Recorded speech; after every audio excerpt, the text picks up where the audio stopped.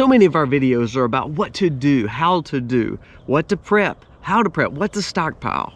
But today's video, we're going to talk about some of the mistakes that we make as preppers, as homesteaders, or as people who are trying to be self-sufficient. These 10 mistakes could cause major issues for you and your family, a world of pain, or even where you can't survive all the things that you've prepped so hard for. So let's talk about 10 things and 10 mistakes that we make as preppers and how we need to be better. And hopefully this will help us say, okay, we're gonna maneuver around that problem and we're gonna do better on how to address it next time. So today's video is gonna be a good one, and it starts right now.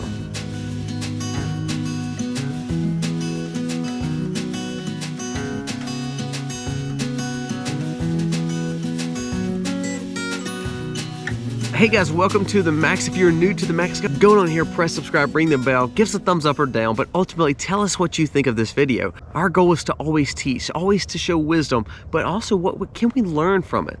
There's things that you may can do that you've picked up from our video. There may be things I learned from the comment section. We're trying to do this prepping thing together.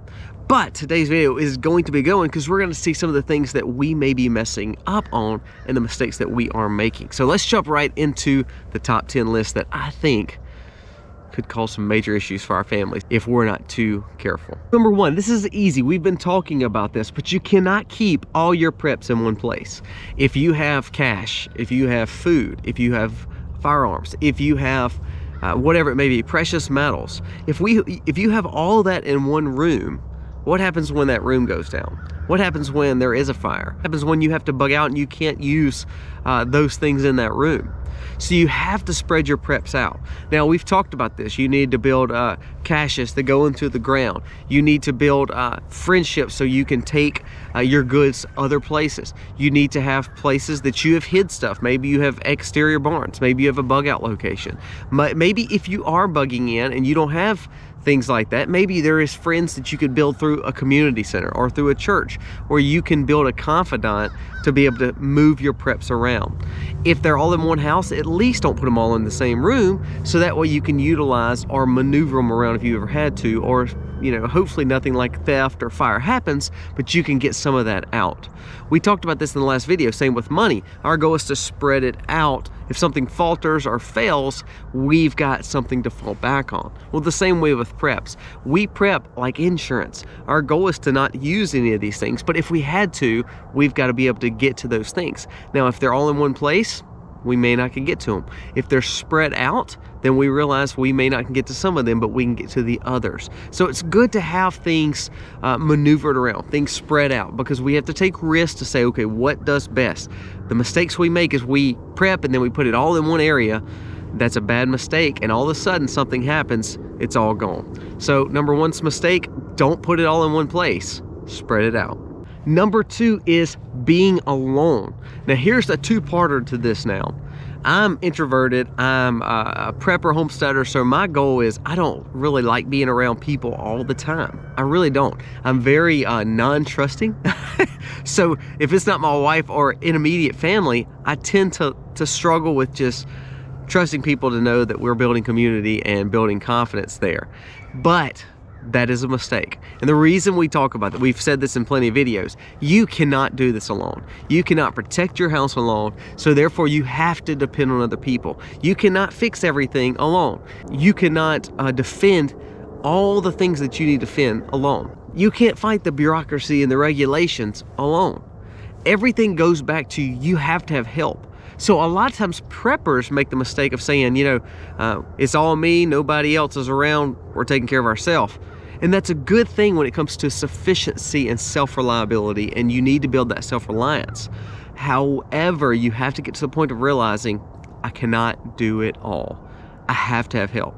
So therefore, if you have a family and you have several kids and they're growing up and they're adults, then you spread that around. You become your own community. That's why we saw that in some of the olden days where families were huge. So you had multi-generations living in this area, building their farm up, building their homestead up, but also preparing for the things they dealt with.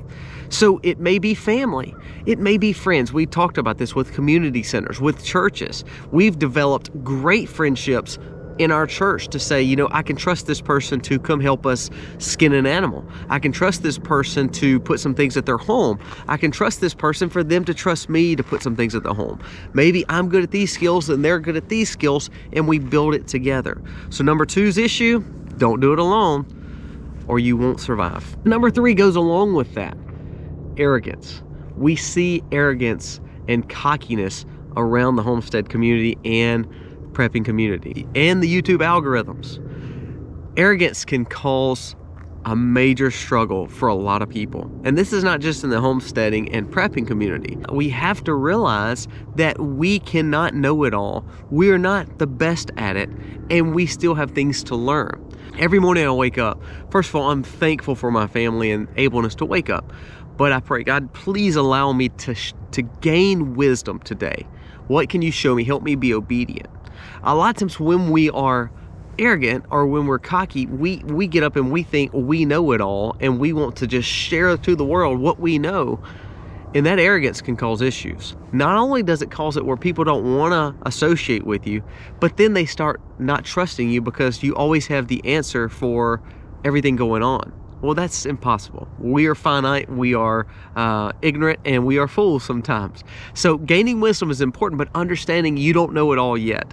I don't know it all yet. I still learn something every day. When we learn something every day, it helps us be a better human and ultimately a better person for our family, our community, and it also will make us a better prepper and homesteader. So number 3, don't ride your high horse all the time, and understand you can learn something each and every day.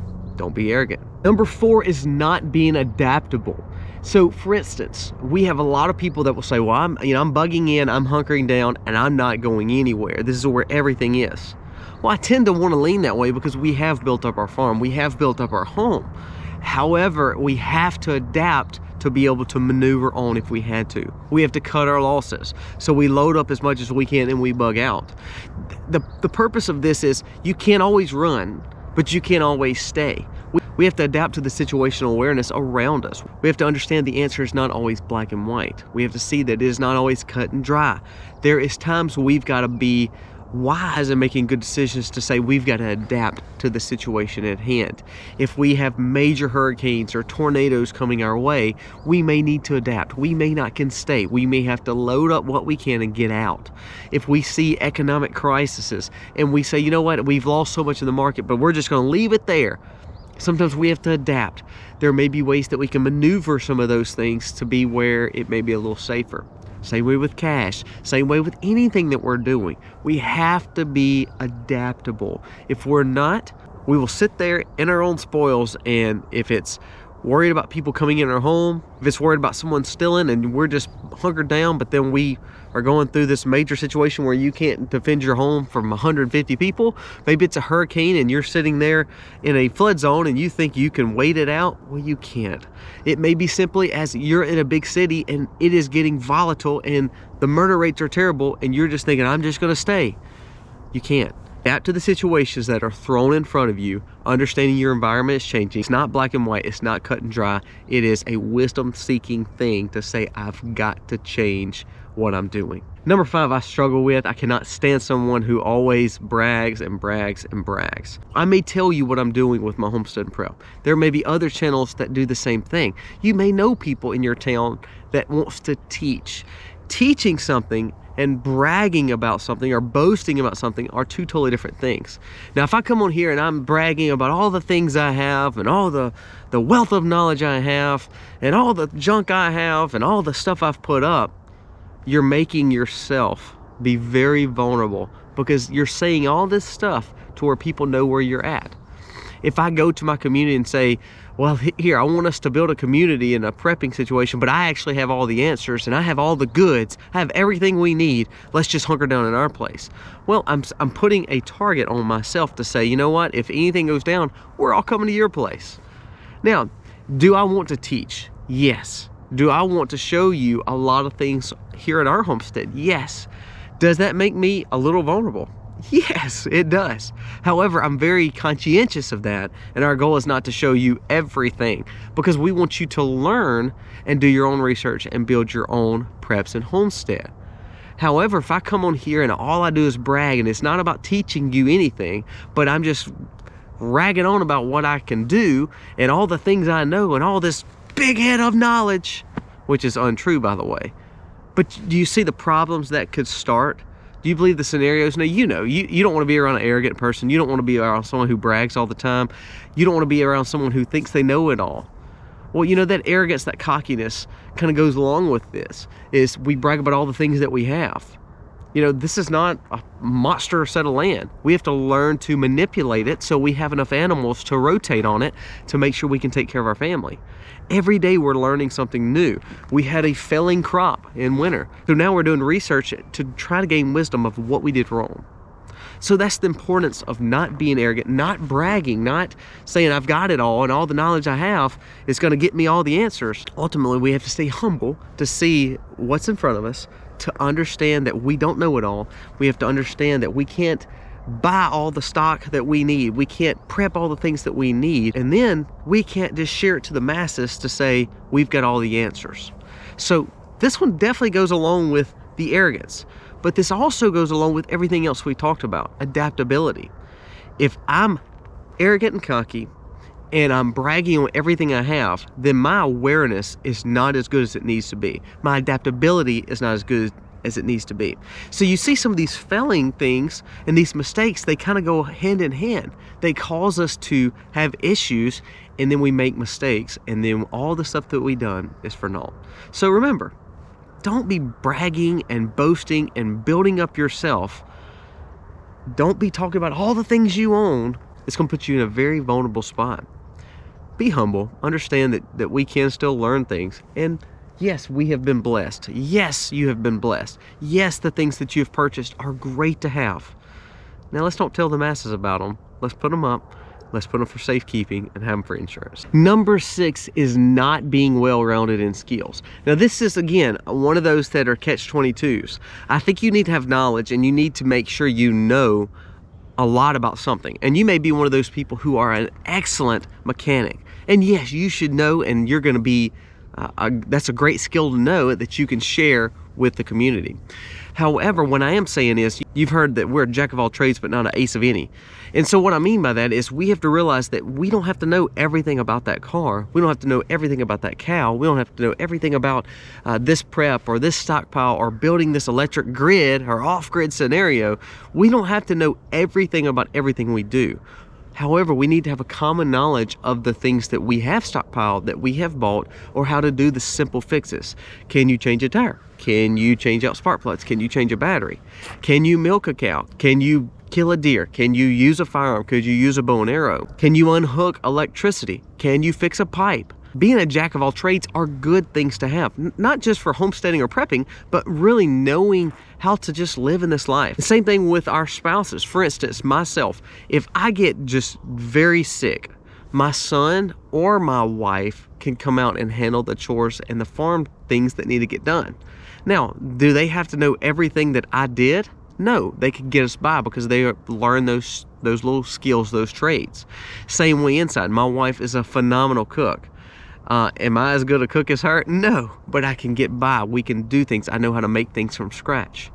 It's all in all trying to be a better, well-rounded person and understanding that you don't have to know, you don't have to be the ace in the hole. You don't have to be the one who knows everything about breaking down this engine and putting it all back together. Now, is that good knowledge to have? Yes. Is it good knowledge to know every cut on a cow or a pig or a deer? Is it great to know all the knowledge of every tree in our forest and how we can forage and know everything about every weed and every poison? Yes, that's all good things to do. We need to build up to that. But what I am saying is don't focus on one thing. Learn to grow knowledge on a lot of different things so then you're well-rounded. It helps build up your skills. You're more of an asset to your homestead and to your community. And ultimately, you are spreading your knowledge around and taking those risk assessments. If I know everything about a car, but the car is not the problem, I need to learn how to forage, and I don't know anything about foraging, that could be a problem. Same way with anything else. If I don't know how to do but just one thing, that could be very risky. So a lot of times preppers make that mistakes where they go all in on one thing, where they learn everything about solar generation and understanding off-grid solar and miss out on the fact of how to raise an animal, how to grow a garden, how to fix a car, how to cook. Those are all very good things, and we need to make sure we're very well-rounded and not just focused on one. Next it goes along with the situational awareness and the adaptability. We have to realize where we're at and what environment we're in. We sometimes say, well, you know, we've built our homestead up, however we live in inner city issues and we have the murder rate has went up 50%, but I'm hanging in. We have to realize our environment. Sometimes it's time we have to move. Maybe the politics is causing your taxes to go up. Maybe you can't afford the property taxes and you're thinking, well, if I'm working, if I'm doing all this stuff, I can keep on affording to live here. Yeah, but what if all of a sudden you can't work? Will you lose all the things you've worked hard for? Will your homestead be gone?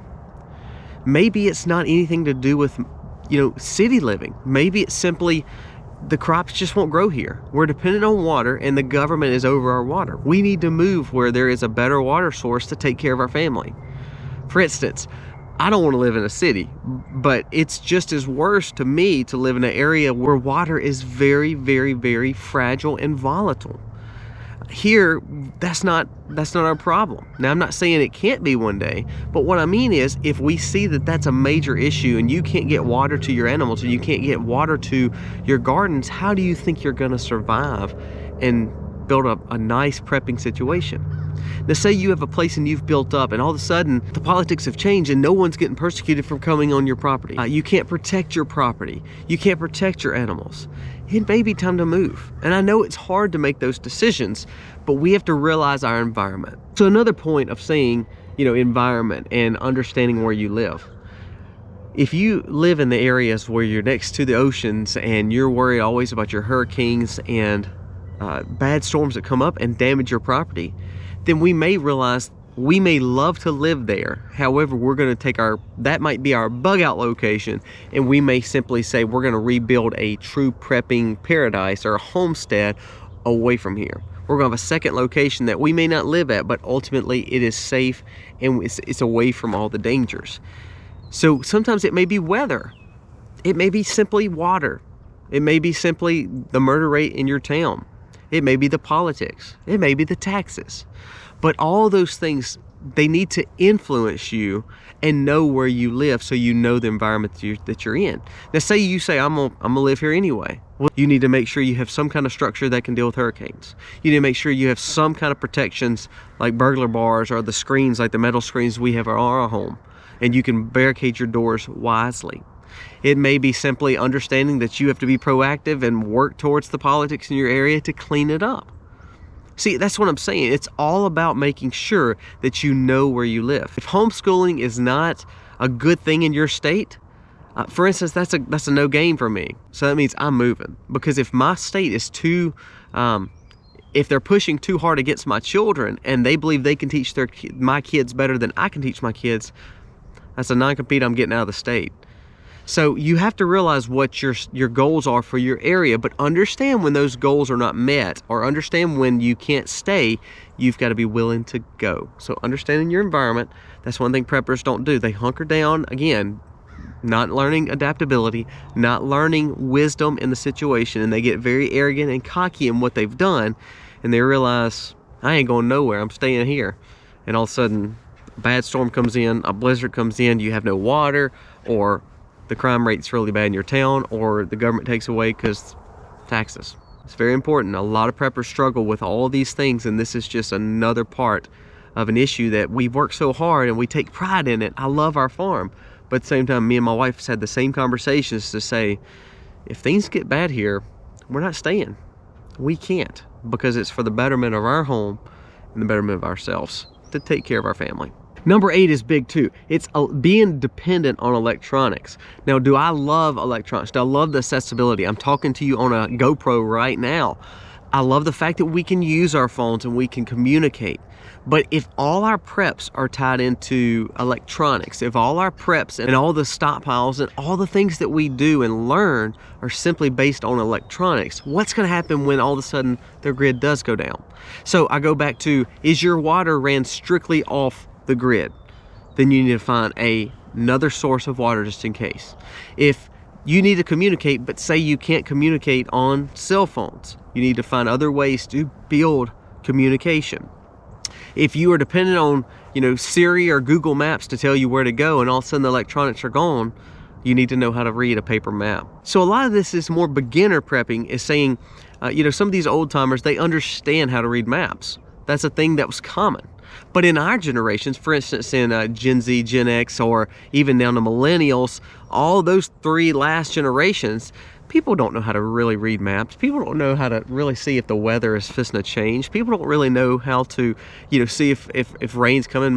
We used to I can smell the rain. Do we know those things without electronics telling us? So we get dependent on those electronics, but ultimately that could be to our demise or our detriment, because if electronics are gone, can we survive? I've done other videos on EMPs and flares and not having electricity and the energy issues that are going on. Some of that can really be serious. Can you heat your home? Can you get yourself water? Can you cook? Those are things you need to do without electricity, without electronics. You need to be able to do those things.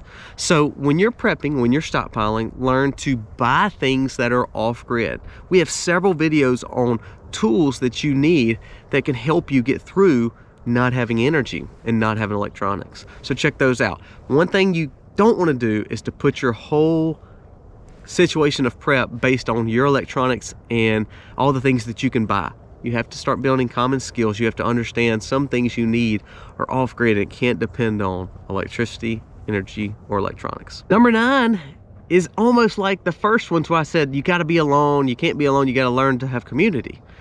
On the flip side of that, if you remember, I said it's two-part, is some preppers and homesteaders, they have a loving, caring side of their being, and they want to help everybody. They want to trust everybody.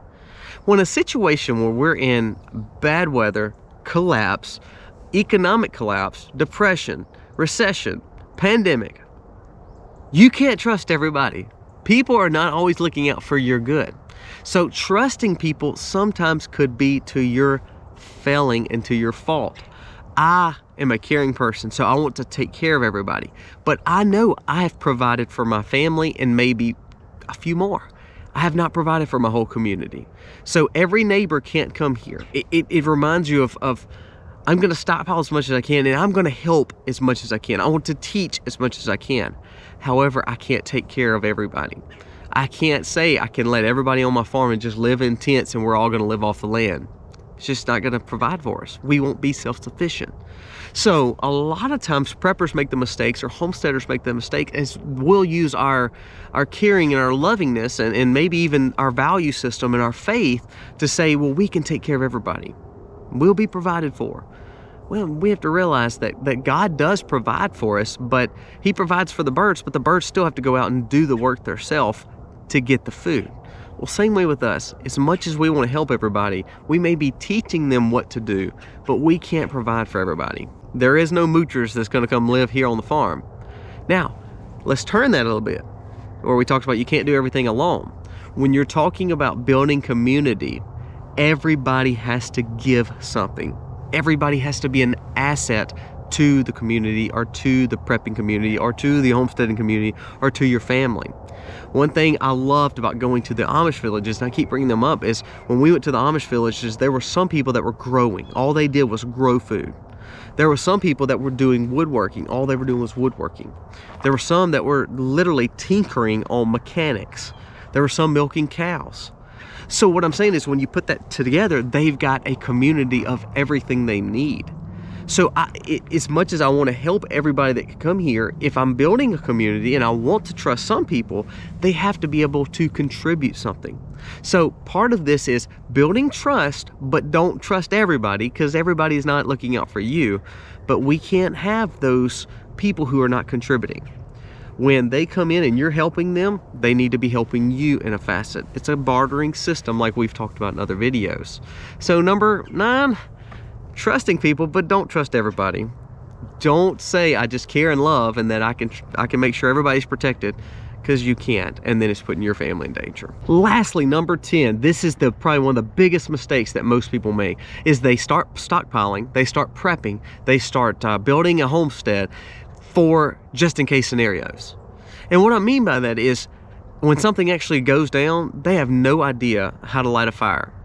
They have the stuff, they have the tools, but they don't have the knowledge of actually building the fire. They don't know how to use a magnesium strip. They don't know how to light a wet fire. They may not know how to cook from scratch or what pots they can use over the fire. So we buy these cool gadgets, we buy all this stuff, we have this bug out bag, we stockpile food, and then no one knows how to do anything with it. You know, how to soak beans, how to use flour and make hardtack, how to make pemmican from your meat, how to make a kill, and you can do the kill, you can have the deer, but then how do you let that deer go longer without refrigeration? So what I'm saying is we have to practice our prepping. We have to practice our skills. We have to practice our homestead. We have to understand that it's not just sitting there for a reason. My wife is excellent when it comes to medicinal benefits and health and foraging. So Misty, if we're sick, and like 2 weeks ago we had the flu, if we had the flu, then Misty is making remedies, and she's learning to forage, and she's learning to get things and make these neat lemonades and these neat tinctures so we can take them in, these herbal teas, because we're learning to heal our body without just pharmaceuticals. Now, I'm not saying pharmaceuticals are bad. I'm just saying we're learning because we're doing the things that we may have to do one day. I milk a cow. Not only do I milk a cow with electronics, I can hand milk a cow. Why? Because one day I may have to just always hand milk a cow. You know, for us, can we always go to the butcher and let them process and put it in this nice meat packing? Yes. But I don't do that anymore because ultimately I know I can't depend on that. So when we have a kill here, we're going to process it and we're going to do all the work ourselves as much as we can. Now, when we talk about those things, you've bought all these gadgets, you've bought all this stuff, you've bought all these books, you've heard that people are foraging. Now let's put them in practice. Don't just have the things, let's put it in practice. Don't just have the corn, understand how to plant the corn. Don't just have all the seeds, understand that you can plant for this season, that season, and make sure you know how to grow food. It's all about learning our preps and practicing our preps. Our mistake is, a lot of times we buy all this stuff and never learn how to actually use it. Guys, I hope this video helps. I really hope you get some knowledge from this. These are some things that I'm still learning and I'm still trying to make better myself because I don't want to make some of these mistakes that could cause major detriments for my family, major pain for my family, or even down to the fact that we won't survive after all this stuff we've done to prep. Think through these things. Add to this list, comment below what you think about some of these or where you're struggling, and let's work through them together. Guys, thank you so much. Ultimately, the main prep is spiritually understanding that there is someone who is taking care of us, and that is Jesus. Thank you guys for watching. God bless. Happy homesteading, y'all.